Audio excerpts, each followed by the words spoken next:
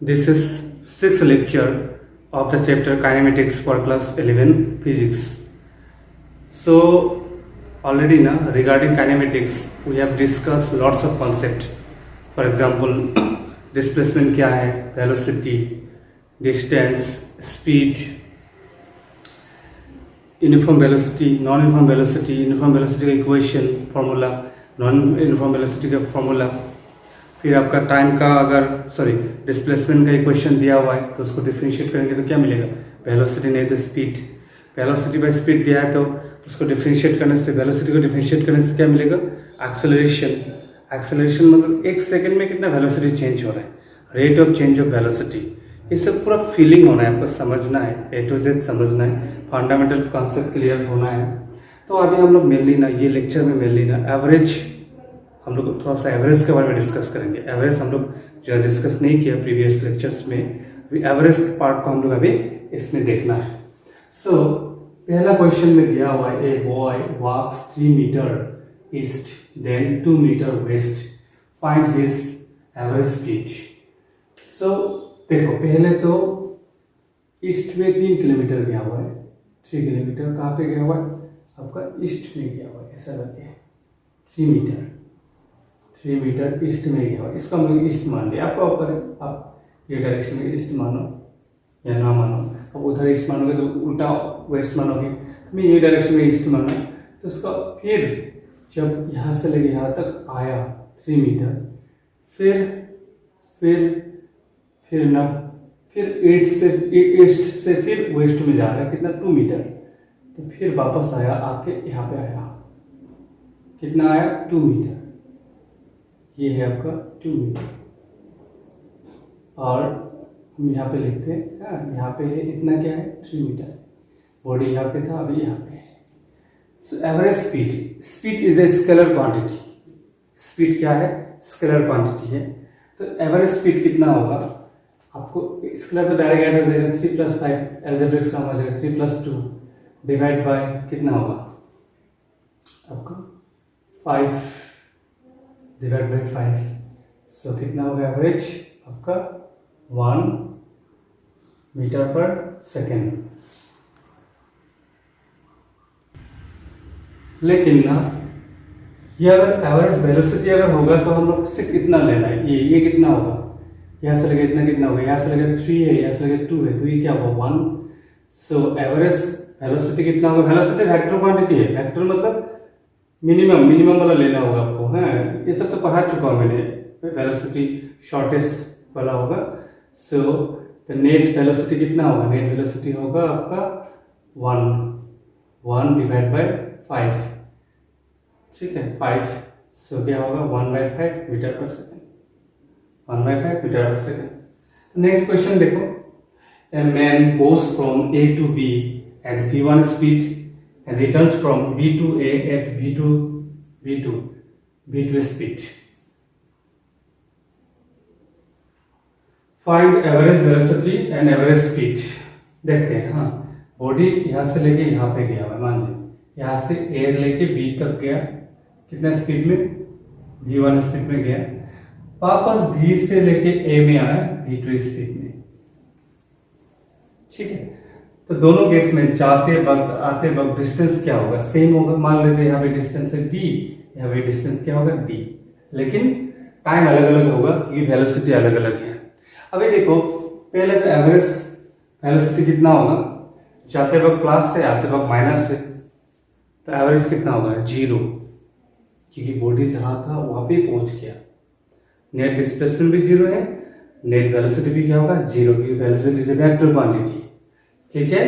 लेकिन average speed होगा, speed is scalar है, स्केलर है तो हम लोग कैसे निकालेंगे, देखो इसमें थोड़ा सा कैलकुलेशन करना पड़ेगा, थोड़ा सा इंपॉर्टेंट है, ये पूछता भी है एंट्रेंस में। अब देखो जाते वक्त मान लेते टाइम है t1, तो डिस्टेंस इज इक्वल टू क्या होता है, जैसे हम लोग का s is equal to vt होता है, तो d is equal to vt, distance is equal to vt, तो t इज इक्वल टू क्या होगा d/v होगा। सो हम लोग लिखेंगे t1 is equal to d/v1। Distance हम लोग d माना है, जाते वक्त भी d होगा, आते वक्त भी d होगा। तो आते वक्त टाइम मान लेते हैं t2 है, t2 क्या होगा d/v2। तो total time t is equal to कितना होगा, d by v1 plus d by v2।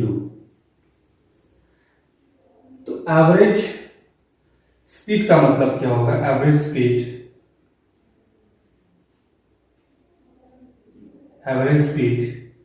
Is equal to total distance कितना होगा 2d, जाते वक्त d आते वक्त d, 2d total distance divide by total time मतलब d by v1 plus d by v2। Okay, so इसको simplify करने से क्या होगा, ऊपर में 2d है, नीचे हम लोग v1 इंटू v2 एलसीएम ले लो तो क्या होगा d into v2 plus d into v1। सो और एक स्टेप लिखने से क्या होगा, और एक स्टेप ट्वाइस d, यहाँ पे d कॉमन ले लेंगे तो क्या होगा v1 plus v2 divide by v1 into v2। So इसको यहां लिख रहा हूं। सो एवरेज स्पीड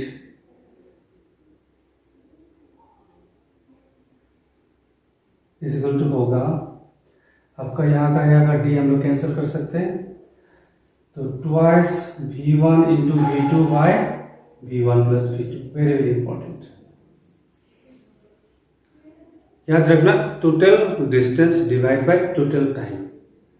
ठीक है, जाते वक्त वेलोसिटी व स्पीड, आने का स्पीड अलग अलग है, डिस्टेंस सेम है तो दोनों टाइम डिफरेंट होगा। सो आने का टाइम हम लोग t2 माना है, जाने का टाइम कितना माना है t1 माना है। टोटल डिस्टेंस 2d होगा, क्योंकि स्केलर होगा तो हम लोग डायरेक्ट ऐड करना पड़ेगा, वेक्टर होगा तो जहाँ था वहीं पे पहुंच जाए। तो टोटल डिस्प्लेसमेंट कितना है 0, बट टोटल डिस्टेंस 0 नहीं है। ये पहले कोई प्रीवियस क्लासेस वगैरह मैंने बताया था, सिखाया था। Third question, it is also important question. A man cover half distance at v1 speed and remaining half at v2 speed. Find average speed. अब देखो, मान लेते यहाँ पे था A पॉइंट में, ठीक है, B पॉइंट में चला गया तो 50-50 कर दिया, हाफ डिस्टेंस। यहाँ से मान लेते हम लोग D मान लेते, ये C पॉइंट मान लेते और बाकी हाफ डिस्टेंस भी D होगा। ये जो है v1 स्पीड में गया, ये v2 स्पीड में गया, तो यहाँ पे टाइम कितना होगा, यहाँ पे time t1 is equal to d by v1, यहाँ पे टाइम कितना है d बाई v2, t2 मान लेते हैं। तो total time would be t1 plus t2 is equal to d by v1 plus d by v2। So यहाँ पे अगर v1 इंटू v2 को एलसीएम लेंगे तो क्या होगा d1 into v2 plus d into v1। सो d कॉमन ले लो, सो क्या होगा v1 plus v2 by v1 into v2। ये हो गया आपका टोटल टाइम। सो अभी एवरेज स्पीड कितना होगा, average speed total time, sir total distance कितना है 2d है, d plus d 2d by divide by total time है d into v1 plus v2 by v1 into v2। dt cancel, same value आएगा आपका, देखो previous question का बराबर आएगा, twice v1 into v2 divide by v1 plus v2। ये हो गया आपका average speed. Okay, calculation part में लेकिन एक्सपर्ट होना है, कैलकुलेशन पार्ट में एक्सपर्ट होना है, फिजिक्स में तभी जाके आपको कमांड आएगा, मैथमेटिक्स ठीक होना जरूरी है। So another question, a man covers 3 equal distance with speed v1, v2 and v3. Find average speed. So मान लेते यहाँ से लेकर यहाँ तक एक डिस्टेंस मान लेते d, v1 speed equal distance बोल रहे हैं, तो ये d डिस्टेंस में भी v2 स्पीड में गया, ये d v3 स्पीड में गया, मतलब ये पार्ट एक स्पीड में गया दैट इज v1, उतना पार्ट मतलब 2 किलोमीटर अगर v1 स्पीड में गया तो बाकी 2 किलोमीटर में v2 स्पीड में गए, बाकी 2 किलोमीटर v3 स्पीड में गए, तो टाइम अलग अलग होगा, स्पीड ज्यादा होगा तो टाइम कम होगा। सो यहाँ पे time t1 is equal to क्या होगा d बाई v1 यहाँ पे टाइम अगर t2 है तो d बाई v2, यहाँ पे टाइम अगर t3 है तो d by v3। So total time t is equal to होगा d by v1 plus d by v2 plus d by v3। So d common ले लेते हैं और इसमें एलसीएम लेंगे तो क्या होगा v1 v2 v3। यहाँ पे होगा आपका v2 v3 plus v1 v3 plus v1 v2। This is total time. So now average speed is equal to क्या होगा total distance 3d divided by total time। total time d into v2 v3 plus v1 v3 plus v1 v2 divided by v1 v2 v3। so dt cancel, so it will be 3v1 v2 v3 divided by v2 v3 plus v1 v3 plus v1 v2। this is average speed।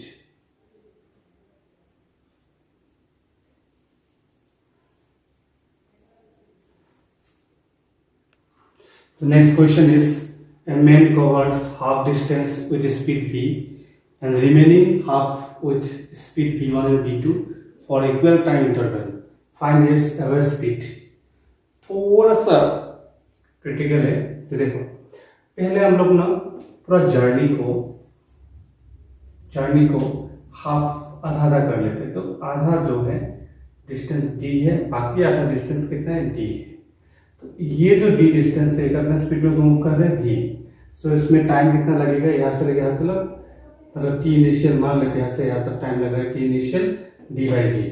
अभी देखो बाकी में एक condition दिया हुआ है कि बाकी में जो है ना, बाकी का जो आधा डिस्टेंस रह गया उसमें से आधा v1 स्पीड में गया है, मतलब इक्वल टाइम में, मतलब उसका टाइम मान लेते t।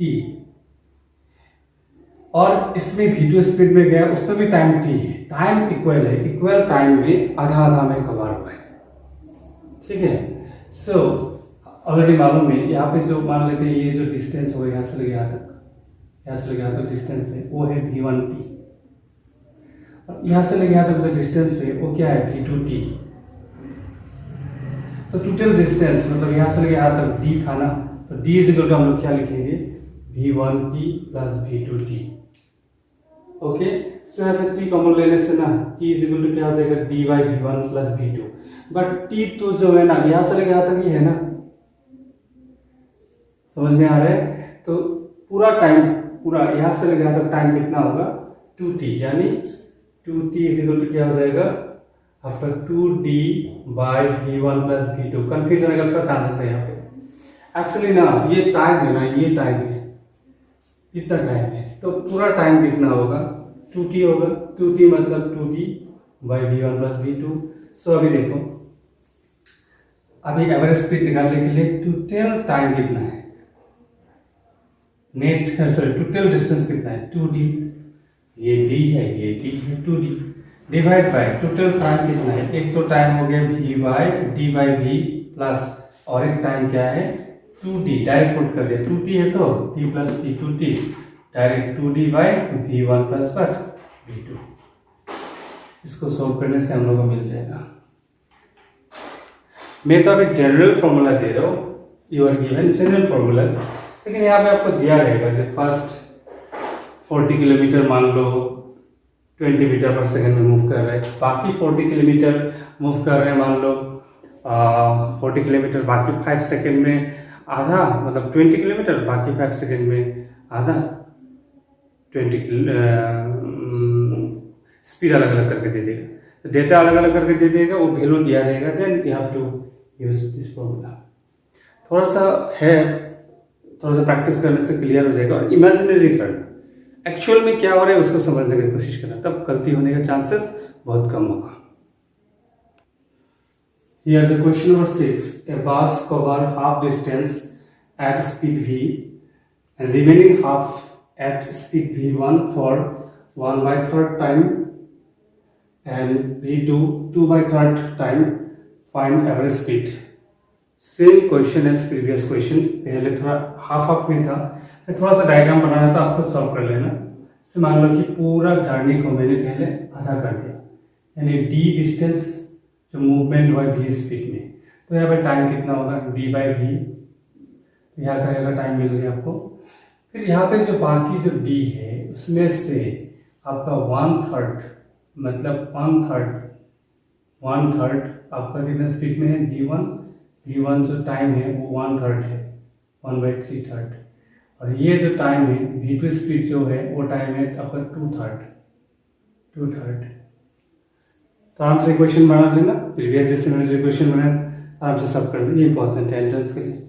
और एक क्वेश्चन दे रहा हूँ इंपॉर्टेंट है, question number 7, a man covers a distance with speed v1 and v2 for 2 equal time in periods, find average speed। मतलब जो भी जर्नी है